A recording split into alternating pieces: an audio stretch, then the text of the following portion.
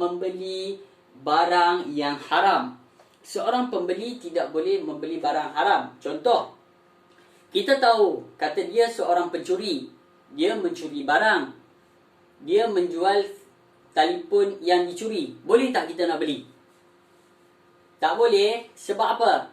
Sebab dia mencuri telefon orang lain dan menjual. Jadi kita tidak boleh membeli. Okey. Yang ketiga, menyenangkan urusan penjual. Kita memudahkan urusan penjual. Sebab apa? Kita nak cepat, penjual pun nak cepat. Jadi kita selesaikan secepat yang mungkin. Kalau kata nak beli gula, masuk kedai ambil gula. Kalau kata nak beli beras, masuk kedai ambil beras, kita bayar, kita balik. Janganlah kita pergi kedai dia, token tak ada ke, minum-minum ke, makanan free ke, apa ke. Tak boleh lah. Kita memudahkan urusan penjual. Yang keempat, tenang dan tidak banyak kerenah. Mesti tenang, relax. Relax. Assalamualaikum, ada jual roti gardenia ke? Macam tu maksudnya. Tenang dan relax. Jangan gelojoh. Nombor 5, sabar menunggu giliran ketika membeli. Itu adalah adab. Adabnya kita mesti sabar menunggu giliran. Iaitu ikut turutan. Kalau kata ada orang datang dulu, bagi dia selesai dulu. Yang ketujuh, mengelakkan pembaziran. Apa maksudnya? Seorang pembeli haruslah mengelak pembaziran. Kerana apa? Pembaziran itu adalah amalan syaitan. Contoh, Ustaz lapar, Ustaz nak beli nasi goreng. Tapi bila sampai kedai tu, Ustaz order nasi goreng, tom yum, Maggi, burger. Padahal Ustaz nak makan nasi goreng lah. Yang selebihnya Ustaz tidak mahu makan. Itu adalah suatu pembaziran. Dan yang terakhir, bertimbang rasa, terutama ketika kekurangan. Okey. Mestilah kita bertimbang rasa. Jangan kita terus-terus marah, menengking penjual. Kalau kata kita asal kita tidak mahu beli, kita boleh pergi kedai lain. Tidak perlu marah-marah. Okey. Cuba buka muka surat sebelah. Muka surat 169. Di dalam buku teks kamu ada menceritakan mencontohi Rasulullah SAW dalam berjual beli. Bagaimanakah cara Nabi berjual beli ketika pada zamannya? Mari Ustaz baca, kamu tolong dengar baik-baik. Okey, yang pertama bertolak ansur. Okey, dengar baik-baik. Rasulullah SAW memberitahu bahawa Allah Subhanahu Wa Taala menghormati orang yang bertolak ansur ketika menjual, membeli dan menuntut hutang. Okey, yang kedua, Nabi Muhammad SAW jujur dan amanah di dalam berjual beli. Nabi seorang yang jujur dan amanah. Ini ada dia. Pesan Rasul. Nabi SAW telah berpesan kepada kita, kepada penjual dan pembeli, agar jujur ketika berjual beli bagi mendapatkan keberkatan hidup. Nabi seorang yang bersifat jujur dan amanah. Yang ketiga, menunaikan hak orang lain dengan sempurna. Nabi tidak suka mengambil hak orang lain. Nabi menunaikan hak orang lain dengan sempurna. Contoh, seorang lelaki datang menuntut hutang daripada para sahabat, iaitu seekor unta. Para sahabat mempunyai unta yang keadaannya lebih baik daripada unta yang telah diberi hutang oleh lelaki tersebut, lelaki yang tadi. Apabila Rasulullah SAW memerintahkan agar diberi sahaja unta yang lebih baik itu, supaya Allah Subhanahu Wa Taala menggantikan mereka dengan yang lebih baik pada masa akan datang. Kerana mereka menunaikan hak lelaki itu dengan sempurna. Nabi pesan kepada kita, apabila kita jangan mengambil hak orang lain. Contoh,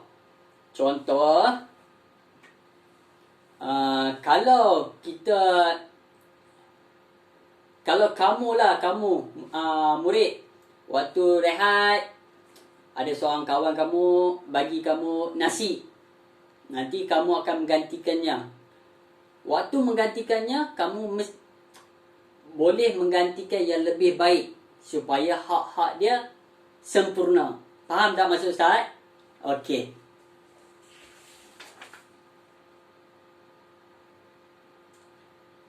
Okey, yang seterusnya adalah kepentingan. Kepentingan beradab ketika berjual beli. Kepentingan yang keenam adalah kepentingan.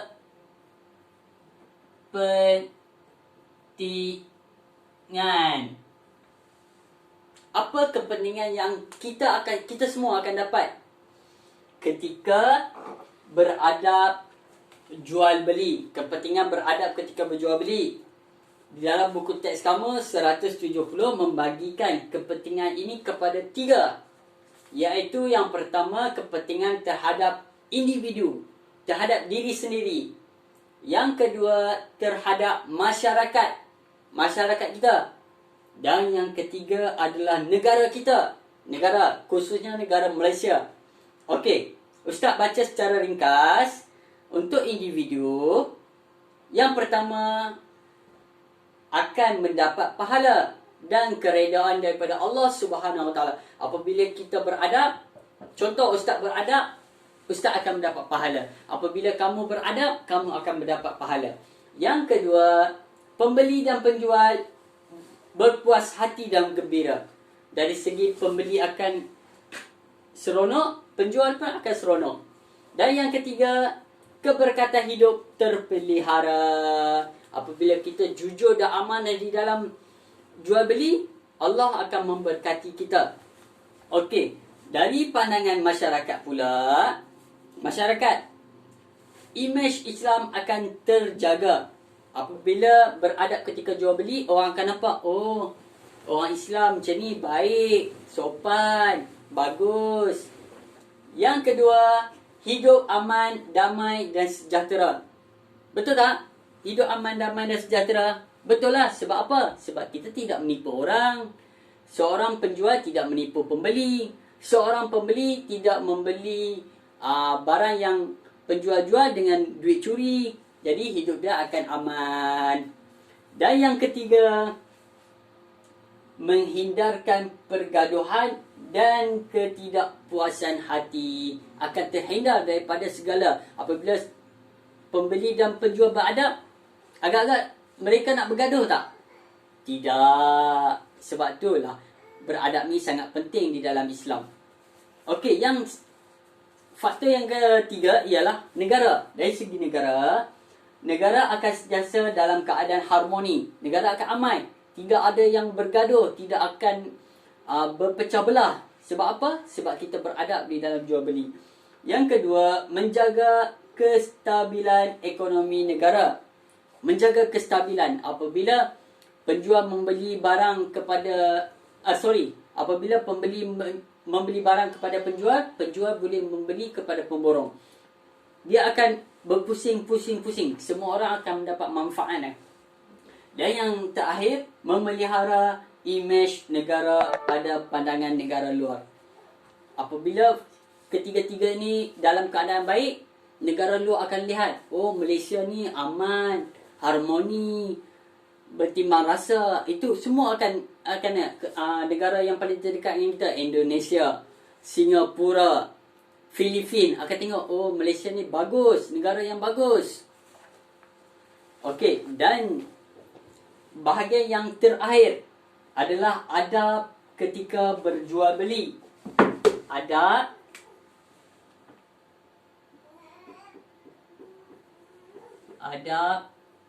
jual beli. Baik. adab jual beli terbahagi kepada 3 keadaan.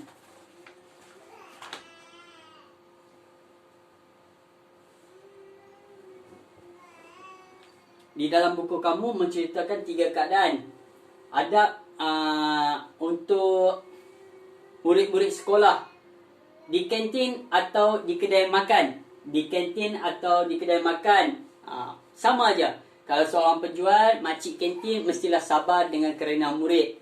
Kalau kata dari murid sebagai pembeli, mestilah beratur dengan tertib, tidak mengambil, tidak menipu, tidak mengambil masa yang lama. Lepas beli, terus baik. Okey, yang kedua, di pasar jualan. Di pasar. Jujur. Seorang penjual mesti jujur dan amanah. Seorang pembeli mencari dan memilih barang yang terbaik untuk dibeli. Dan yang ketiga, di kedai barangan harian. Seorang penjual tidak memonopoli barangan tertentu. Dia tidak memonopoli barangan tertentu. Seorang penjual juga tidak boleh mempamerkan barangan mengikut kategori besar. Dia tidak boleh ni. Dan sebagai seorang pembeli, tidak merosakkan barangan yang dijual. Maksudnya kalau kata kita pergi kedai buku popular, kita tak nak beli, tapi kita ambil buku tu, kita koyak-koyak. Tidak boleh.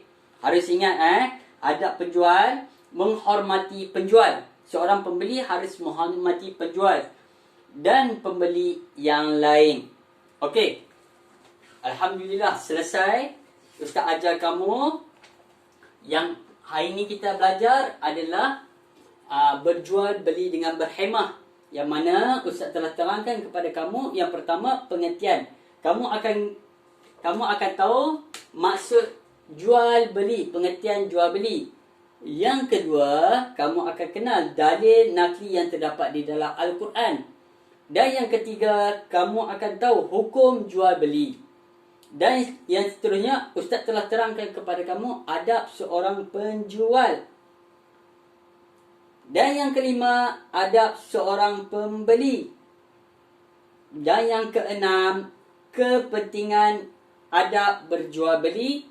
Dan yang ketujuh, adab jual beli. Okey. Sebagai penutup, sebelum masa Ustaz habis, Ustaz nak bagi kamu satu latihan.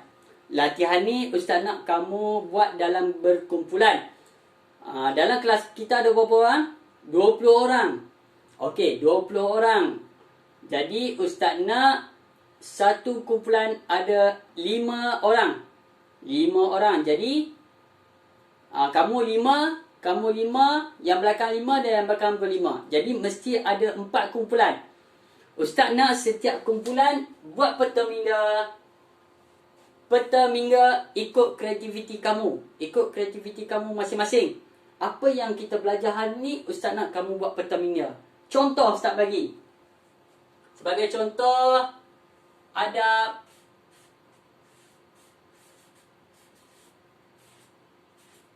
jual beli.